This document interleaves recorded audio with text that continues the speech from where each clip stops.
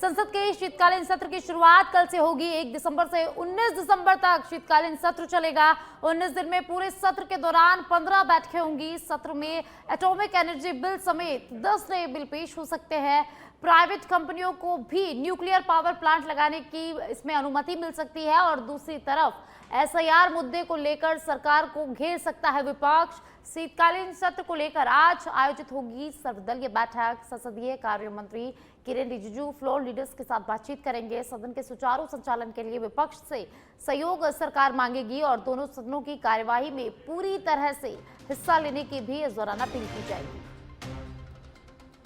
तो कल से संसद का शीतकालीन सत्र शुरू होगा। 1 दिसंबर से 19 दिसंबर तक सत्र चलेगा और कई अहम बिल इस सत्र में पेश होंगे। तो कल से शुरू होगा शीतकालीन सत्र। 1 दिसंबर से लेकर 19 दिसंबर तक ये सत्र चलने वाला है और एसआईआर मुद्दे पर विपक्ष इस दौरान सरकार को घेर सकता है। तो संसद के शीतकालीन सत्र की शुरुआत कल से होने वाली है। 1 दिसंबर से संसद के शीतकालीन सत्र की शुरुआत होगी। 1 दिसंबर से 19 दिसंबर तक शीतकालीन सत्र चलेगा।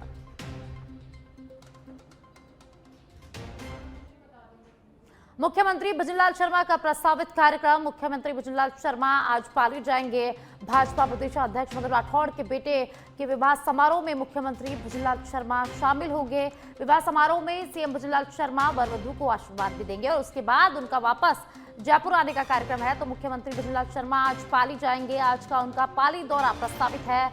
आज शाम को वे पाली के लिए रवाना होंगे, पहुंचेंगे। उसके बाद प्रदेशाध्यक्ष मदन राठौड़ के बेटे श्रेयांश राठौड़ की आज शादी है। उस शादी समारोह में मुख्यमंत्री भजनलाल शर्मा शिरकत करेंगे और वर वधू को आशीर्वाद देंगे। तो आज प्रदेशाध्यक्ष मदन राठौड़ के बेटे की शादी है। मुख्यमंत्री भजनलाल शर्मा शादी में शिरकत करने के लिए पहुंचेंगे और इसी के साथ राज्यपाल का भी जाने का कार्यक्रम है। राज्यपाल भी भाजपा प्रदेशाध्यक्ष के बेटे की शादी समारोह में शामिल होंगे।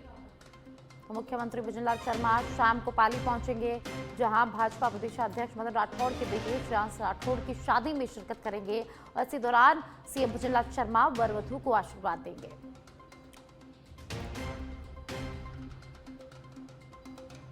मुख्यमंत्री भजनलाल शर्मा का आज पाली दौरा प्रस्तावित है। आज वे पाली जाएंगे।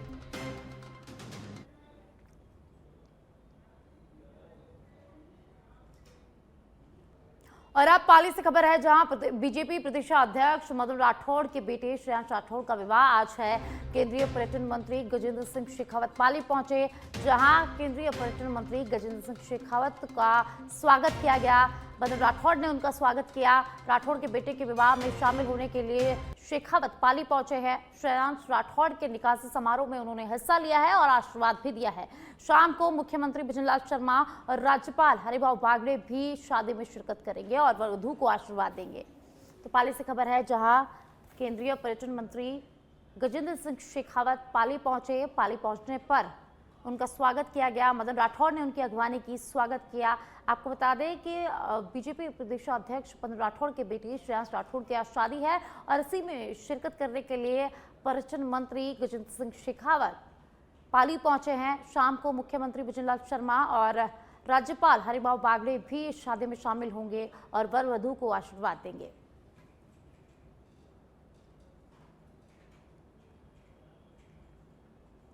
देखिए, केंद्रीय पर्यटन मंत्री शादी में पहुंचे हैं। वहीं जयपुर सांसद मंजू शर्मा भी शादी में शिरकत करने के लिए पाली पहुंची और वर वधू को इस दौरान आशीर्वाद भी उन्होंने दिया।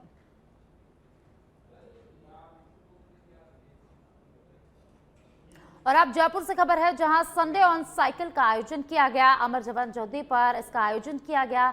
मंत्री राज्यवर्धन सिंह राठौड़ कार्यक्रम में मुख्य अतिथि के रूप में उन्होंने शिरकत की। साइकिलिंग के माध्यम से पर्यावरण संरक्षण और हेल्दी लाइफस्टाइल को बढ़ावा देने का लक्ष्य इस कार्यक्रम में रखा गया। संडे ऑन साइकिल का आयोजन जयपुर में किया गया। जयपुर के अमर जवान ज्योति पर इस कार्यक्रम का आयोजन किया गया और इस कार्यक्रम में मंत्री राज्यवर्धन सिंह राठौड़ ने बतौर मुख्य अतिथि के रूप में शिरकत की। मंत्री राज्यवर्धन सिंह राठौड़ ने इस कार्यक्रम में पत्रकारों के साथ साइकिल भी चलाई और पर्यावरण संरक्षण का संदेश भी दिया। तो जयपुर से खबर हम आपको बता रहे हैं, जहां आज संडे ऑन साइकिल का आयोजन किया गया। अमर जवान ज्योति पर इसका आयोजन हुआ। मंत्री राज्यवर्धन सिंह राठौड़ ने इस दौरान पत्रकारों के साथ साइकिलिंग भी की और संदेश भी दिया।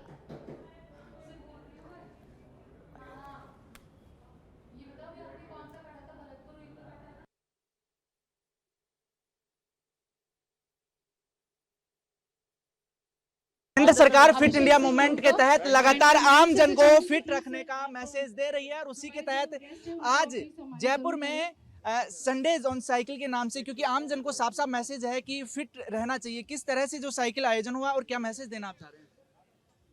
देखिए, खेलने से, एक साथ आने से खुशियां बढ़ती हैं और आज हर व्यक्ति बिजी है और उस बिजी होने में परिवार के अंदर जो कनेक्शन होता है वो कनेक्शन भी आज खत्म होता जा रहा है। तो सबसे बढ़िया तरीका है कि आओ एक साथ खेलो और अपने आप मन प्रसन्न होता है, सब प्रसन्न रहते हैं और दिल खुल जाते हैं। उसके साथ साथ आप फिट भी हो जाते हो। तो प्रधानमंत्री मोदी जी ने जो फिट इंडिया का आह्वान करा है वो कोई राजनीतिक कार्यक्रम नहीं, बल्कि हर व्यक्ति स्वस्थ रहे। तो हमें तो उसमें कोशिश करनी ही चाहिए ना, समय निकालने की जरूरत है। आज जो कार्यक्रम हुआ उसके लिए मैं हमारे जो खेल मंत्री हैं देश के, मनसुख मंडाविया जी, उनको धन्यवाद देता हूं। उनकी सोच के लिए प्रधानमंत्री मोदी जी को धन्यवाद देता हूं इस आह्वान के लिए फिट इंडिया का। और आज जो राजस्थान स्पोर्ट्स काउंसिल ने ये जो संडे फॉर साइकिलिंग करवाया उसके लिए भी धन्यवाद देता हूं। वो शानदार इनिशिएटिव है फिजिकल और मेंटल हेल्थ के लिए, क्योंकि ये राजधानी है। दूर दराज के इलाकों में इस तरह से जनप्रतिनिधि या वहाँ के जो गणमान्य लोग आगे आए तो जरूर गाँव तक ये मुहिम पहुँच सकती है। कम से कम सप्ताह में एक दिन ऐसा निकाला जा सकता है। बिल्कुल, आज मुझे लगता है इसको मूवमेंट खड़ा करना पड़ेगा। तो उसके लिए जो लीडर्स हैं जहाँ पे भी, चाहे गाँव में हो, स्कूल में हो, वो उसका इनिशिएटिव लें। देखिए, खेल मंत्री राज्यवर्धन राठौड़ हमारे साथ मौजूद है। फिट इंडिया का कार्यक्रम है जिसमें संडे को संडे जोन साइकिल के नाम से जयपुर में साइकिल रैली का आयोजन किया। इसमें यूथ खासतौर पर बड़ी संख्या में हिस्सा लिया। ये जरूरी है हेल्थ के लिए, क्योंकि इसके साथ साथ साइकिलिंग और मेंटल और फिजिकल हेल्थ, क्योंकि आजकल लाइफ में हर इंसान जो है वो व्यस्त नजर आता है, लेकिन सप्ताह में एक दिन अगर अपनी हेल्थ को देता है तो जरूर ये उसके स्वास्थ्य के लिए बेहतर होगा।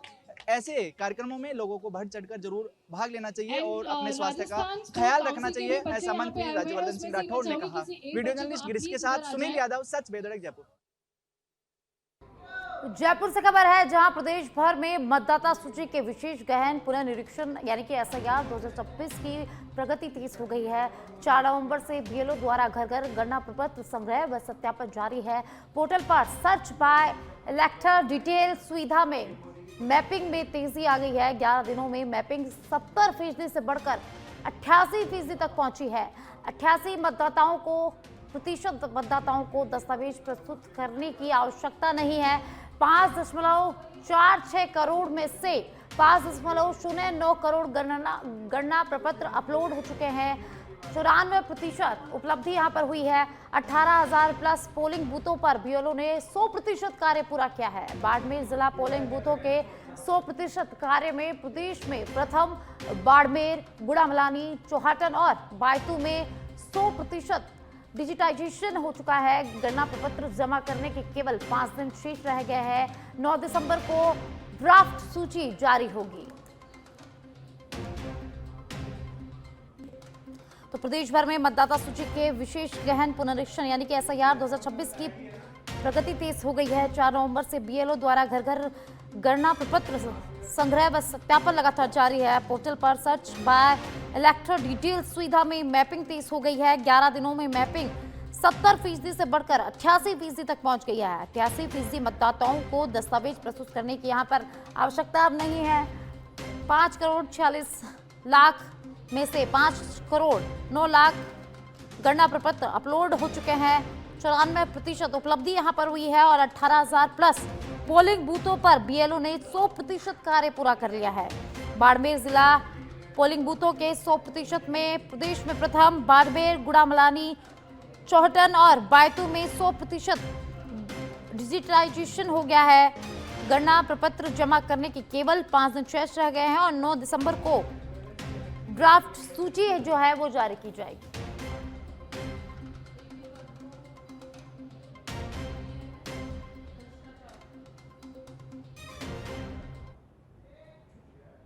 जयपुर से खबर है जहां एनएचएम व आरएजेएमईएस संविदा भर्ती 2025 के दस्तावेज सत्यापन प्रक्रिया जारी हो गई है।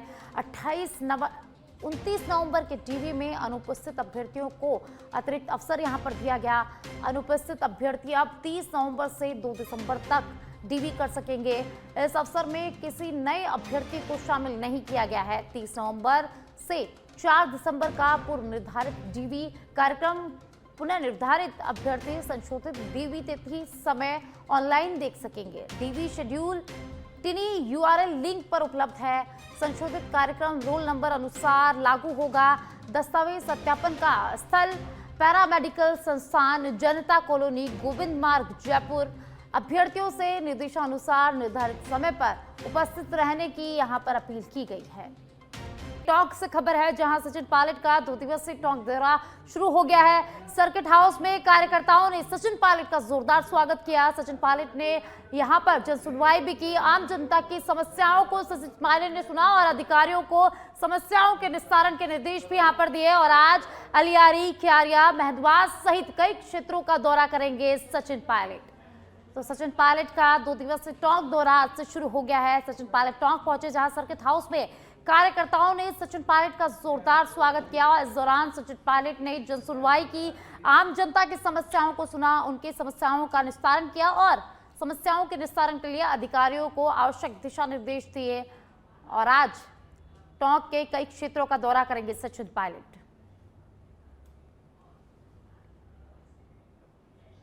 जयपुर से खबर है जहां राजस्थान में अगले 1 सप्ताह तक मौसम शुष्क रहने वाला है। अधिकांश हिस्सों में न्यूनतम तापमान सामान्य के आसपास। शेखावाटी में न्यूनतम तापमान 8 से 9 डिग्री सेल्सियस दर्ज किया गया है। अन्य क्षेत्रों में तापमान 10 डिग्री से ऊपर दर्ज किया गया है। वहीं अगले 2-3 दिनों में तापमान में हल्की गिरावट का अनुमान यहां पर लगाया गया है। 2 से 4 दिसंबर तक शेखावाटी में ठंड बढ़ने के आसार भी जताए गए हैं। तापमान गिरकर 4 से 5 डिग्री सेल्सियस तक पहुंच सकता है। सुबह शाम सर्दी का असर और तेज होगा। किसानों को बदलते मौसम के प्रति सावधानी बरतने की सलाह यहां पर दी गई है। आमजन को भी ठंड से बचाव के उपाय करने की अपील की गई है।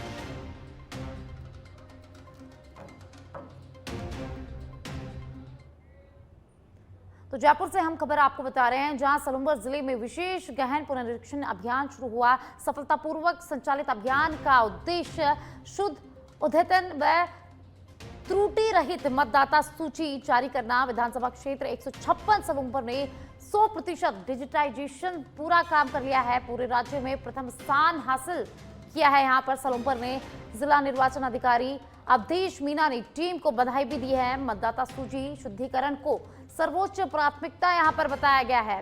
बीएलओ की सत्यनिष्ठा व कार्यशैली की सराहना यहां पर की गई। आमजन से बीएलओ को सही जानकारी उपलब्ध कराने की अपील भी की गई है। बीएलओ और कार्मिकों को प्रशस्ति पत्र देकर सम्मानित किया गया है।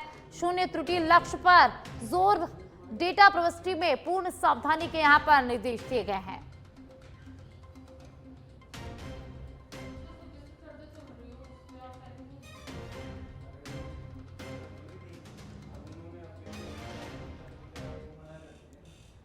फलसून पुलिस की मादक पदार्थों की तस्करी के खिलाफ बड़ी कार्रवाई देखने को मिली है। कार्रवाई के दौरान 2 तस्करों को यहां पर गिरफ्तार किया गया है। थाना अधिकारी भंवरलाल बिश्नोई ने बताया कि अवैध मादक पदार्थ के तस्करों के विरुद्ध पुलिस टीम का गठन कर मेहरानगढ़ निवासी आमनदीन खां और बरकत खां को संदिग्ध परिस्थितियों में रोककर तलाशी ली गई है। तलाशी में दोनों के कब्जे से 82 ग्राम स्मैक को बरामद किया है। तस्करों के कब्जे में प्रयुक्त कार को भी पुलिस ने जब्त कर लिया है। पुलिस ने दोनों तस्करों को गिरफ्तार कर मामला दर्ज कर लिया है और दोनों तस्करों से लगातार पुलिस पूछताछ कर रही है।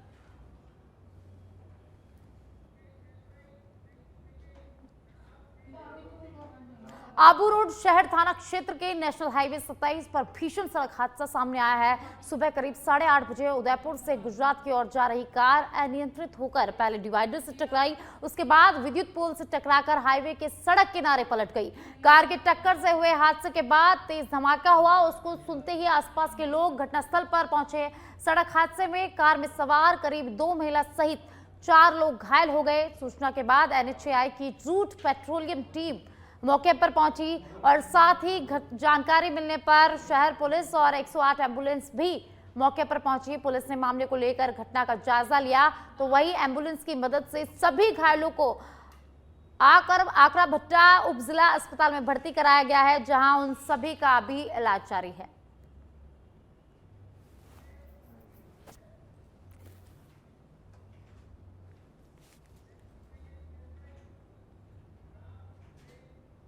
और आप कोटा के इटावा से खबर है, जहां इटावा में खातोली थाना क्षेत्र के भोपालगंज के ग्रामीणों ने कोटा शोपर स्टेट हाईवे 70 पर शनावली गांव के पास रोड जाम कर लिया। दर्जनों ग्रामीण अपनी मांगों को लेकर सड़क पर बैठे हुए हैं। ग्रामीणों की मांग है कि भोपालगंज को पहले सूची में नवगठित पंचायत बनाया गया था, मगर उसको लास्ट में सूची में नई सनमानपुरा पंचायत में जोड़ दिया गया है। ग्रामीणों की मांग है कि या तो भोपालगंज को पंचायत बनाया जाए या फिर वापस तलाव पंचायत में ही रखा जाए। इस दौरान खातोली थाना प्रभारी जाब्ते के साथ मौके पर पहुंचे, जिसके बाद करीब आधे घंटे के बाद जाम को खोल दिया गया।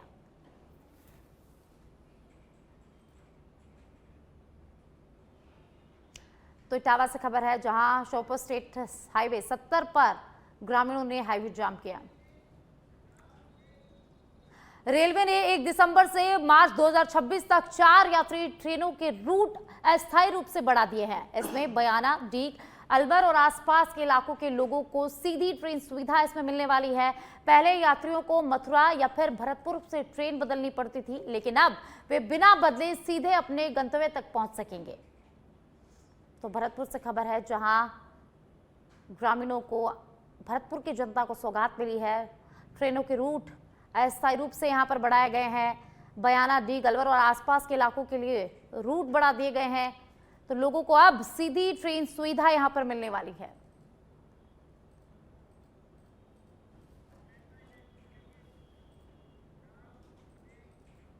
और अब सिरोही से खबर है, जहां डिप्टी सीएम प्रेमचंद बैरवा ने सिरोही में मन की बात का एपिसोड आज सुना है।